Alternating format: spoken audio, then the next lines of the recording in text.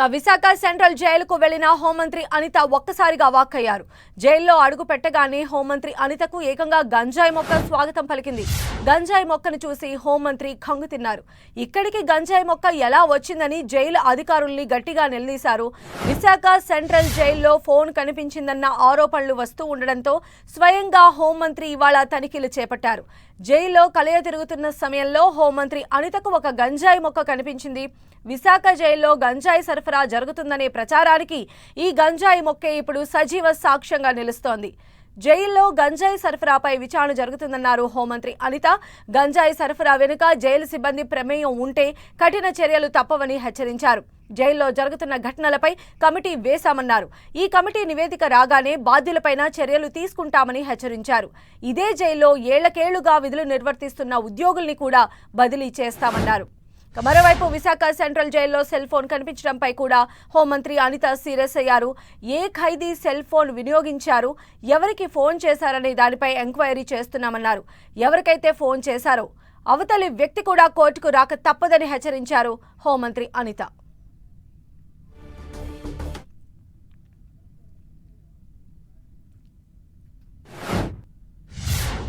చాలా shocking newses ఏంటంటే cell ఫోన్లు బయటపడినాయి.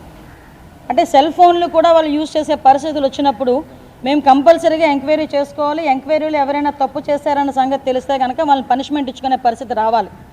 దీన్ని కూడా గవర్నమెంట్ ఇక్కడ ఉన్న ఎంప్లాయీస్ అందరూ కూడా దీన్ని కూడా అర్థం చేసుకొని ఫర్దర్గా కూడా వాళ్ళ వర్క్లు ప్రాపర్ వేలో వారు వర్క్ చేసుకునే పరిస్థితి రావాలి. ఎందుకని మేము చెప్తున్నామంటే ఇప్పుడు సెల్ ఫోన్స్ దొరికినాయి. ఆ సెల్ ఫోన్ నుంచి మేము ఆల్రెడీ ఎంక్వైరీ స్టార్ట్ చేసాం. సిడిఆర్ తీసుకుంటాం. ఐఎంఐ నెంబర్ నుంచి ఎక్కడి నుంచి ఏ సిమ్ ఇందులో యూజ్ చేశారు, ఏ నెంబర్ నుంచి వెళ్ళింది, ఏ నెంబర్ నుంచి లోకల్ నుంచి ఎన్ని కాల్స్ బయటికి వెళ్ళినాయి, ఎవరు అవతల వాళ్ళు మాట్లాడారు. సో ఇవన్నీ కూడా ఎంక్వైరీ చేసుకుంటాం. లోపల నుంచి బయట ఎవరితో మాట్లాడారో వాళ్ళు కూడా రేపొద్దున్న కోర్టు ముందు హాజరయ్యే పరిస్థితి వస్తుంది. వాళ్ళు కూడా తప్పు చేసిన వాళ్ళు. లోపల ఒక చిన్న ప్లాంట్ కూడా కనిపించింది, గాంజా ప్లాంట్ కూడా కనిపించింది.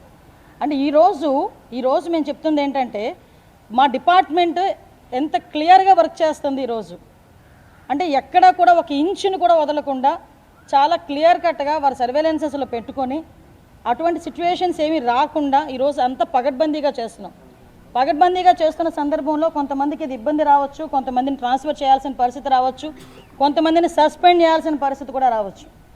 దీన్ని పెద్ద భూతద్దంలో చూసి మళ్ళీ మా మీదకి తిరిగి అదేదో అంటారు కదా బురద జల్లే పరిస్థితి మాత్రం రాకూడదని ముందుగా మీ అందరికీ కూడా ఇన్ఫర్మేషన్ ఇస్తున్నాం. మేము చాలా క్లియర్గా దీని మీద ఎంక్వైరీ చేస్తున్నామండి.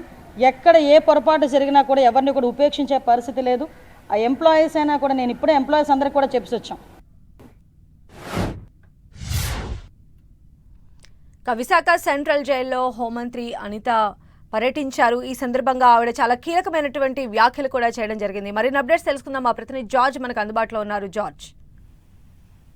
రాష్ట్ర హోంమంత్రి వంగలపూడి అనిత ఈ రోజు ఉదయం విశాఖ సెంట్రల్ జైలును సందర్శించారు. జైల్లో ప్రస్తుత పరిస్థితుల గురించి అధికారులను అడిగి తెలుసుకున్నారు. ముఖ్యంగా జైల్లో గంజాయి సరఫరా ఆరోపణలు వస్తూ ఉన్న నేపథ్యం, అలాగే 3 సెల్ ఫోన్లు స్వాధీనం చేసుకున్న నేపథ్యంలో పూర్తి స్థాయి విచారణ చేస్తున్నామని తెలిపారు. గత ప్రభుత్వం తప్పిదాల వల్లనే విశాఖ సెంట్రల్ జైల్లో ఇలాంటి పరిస్థితి వచ్చిందని ఆమె ఆరోపించారు. ఖైదీల రక్షణే తమకు ముఖ్యమని, ఇటీవల జైల్లో సెల్ ఫోన్లు బయటపడడం, అలాగే గంజాయి వంటివి తీసుకువెళ్లడం వంటి వాటి మీద కఠినంగా ఉండాలంటూ కూడా అధికారులను ఆదేశించారు. ఇప్పటికే ఈ సెల్ ఫోన్లకు సంబంధించి సిమ్ కార్డులు లేకుండా సెల్ ఫోన్లు దొరికినాయి కాబట్టి ప్రస్తుతం ఆ సిమ్ కార్డుల్లో వేటలో సైతం కూడా జైలు సిబ్బంది ఉన్నారు. ఆ సిమ్ కార్డుల్లో ఎవరితో మాట్లాడారు, ఎందుకు మాట్లాడుతూ ఉన్నారు, ఈ సెల్ ఫోన్లు అసలు ఎలా వచ్చాయి, ఎవరి కోసం వచ్చాయి అనే దాని మీద విచారణ చేస్తామని తెలపడం జరిగింది. ఈ నేపథ్యంలోనే దాని మీద కూడా కఠిన చర్యలు తీసుకుంటాం. దీంట్లో సిబ్బంది పాత్ర ఉన్నా కానీ వారిని ట్రాన్స్ఫర్ చేయడం, సస్పెండ్ చేయడం వంటివి జరుగుతుందని కూడా